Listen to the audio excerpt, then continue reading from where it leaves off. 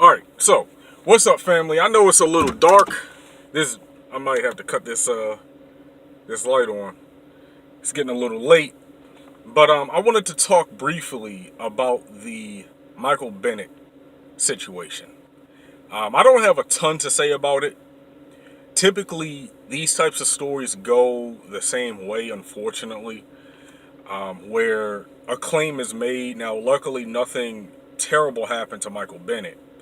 But we've seen far too many stories where terrible things do happen, and the victim a lot of times doesn't have the ability to speak for themselves. So the police department is able to just come out and make any sort of claim, and there's no way for it to really be verified. Now, luckily, in the case of Bennett, there were a number of people recording the incident at the time. So we're able to see what happened. And we see that despite what the police department, well, specifically the police union, is saying, we see that Michael Bennett was completely cordial. He was not disrespectful. He was not, challenging the authority of the police officer, which isn't illegal to begin with. That shouldn't be a reason to kill somebody. Oftentimes it is used as a justification to do all sorts of illegal acts. They can just claim that you were resisting arrest, and then we see how those stories usually play out. Luckily, this one didn't go that way. Now, there's another problem, and it's a continuation of similar problems where police officers are wearing body cams, right? But the body cam just so happens to never be on when it needs to be on. That's happening way too often. And it shows the flaw of that being a solution, and it's honestly kind of a BS solution. If they're not going to be on, when police officers are out and about doing their duty, protecting and serving, then what's the purpose for having them in the first place? There needs to be some sort of mandatory policy in place where they have to, in certain situations, these cams have to be on. They shouldn't just have the ability to turn them on and turn them off willy-nilly whenever they feel like it. So that's that issue. Luckily, though, that's not even going to be that important because there were enough people recording the incident to where, we have, like I said before, we have video evidence of what went down. Now, with regards to the arrest itself. Now, we all know that Michael Bennett was or is actively participating in the anthem protests. That's what I was trying to say. He has joined on with Kaepernick and a handful of other guys in the NFL in speaking out about what police officers and the state is doing to people of color, specifically black people.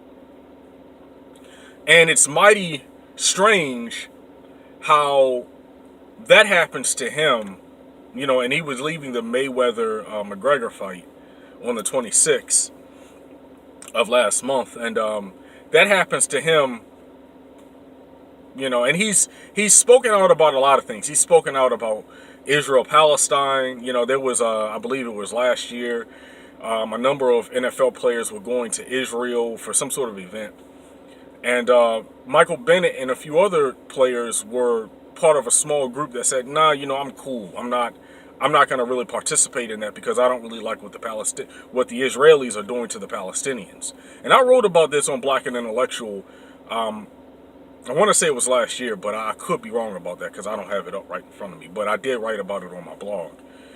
And I just find that as to be a strange coincidence. Now, there's not any direct evidence that he was targeted specifically. I know on Twitter I kind of threw that out there as a question.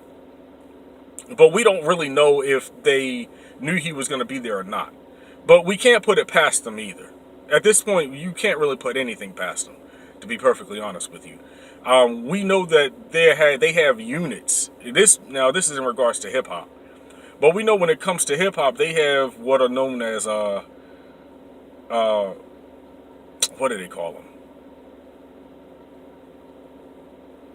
They're just units of police officers, hip hop cops or something like that. There's some sort of nickname that people give them, where these units of police officers, when they know a particular rapper is coming into town, they tell them after they leave a particular event or after they leave a strip club or whatever the case may be, and they pull them over and they just so happen to find drugs in the car, well, not in the car, but in the bus.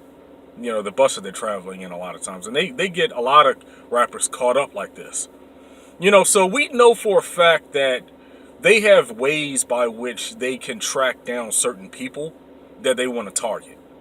Okay, so it's not outside the realm of possibility, even though I'm not entirely sure. I'm not going to go so far as to say that that's specifically the reason that they targeted him. Honestly, it could have just been they heard gunshots, or there were reports of shooting in the area, and they saw a big black guy, running and hiding somewhere, and they immediately said, "Oh no, yeah, he did it," And there's no way that they could have known, they could have had any type of description or anything like that soon after the shooting had occurred, or the supposed shooting had occurred.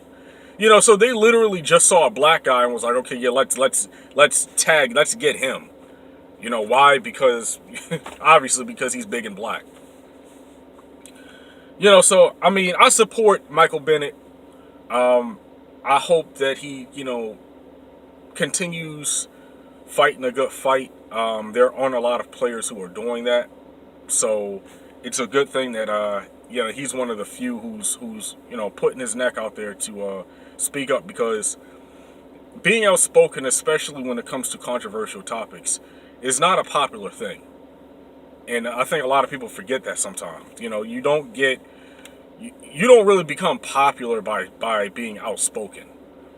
You know what I'm saying? Like, many times you become a pariah and you become an outcast. Especially if you're already a celebrity. Celebrities have more, I don't want to say they have more to lose than anybody else, but they have a lot to lose.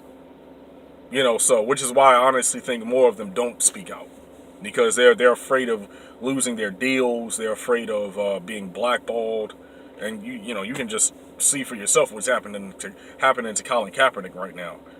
So it's real.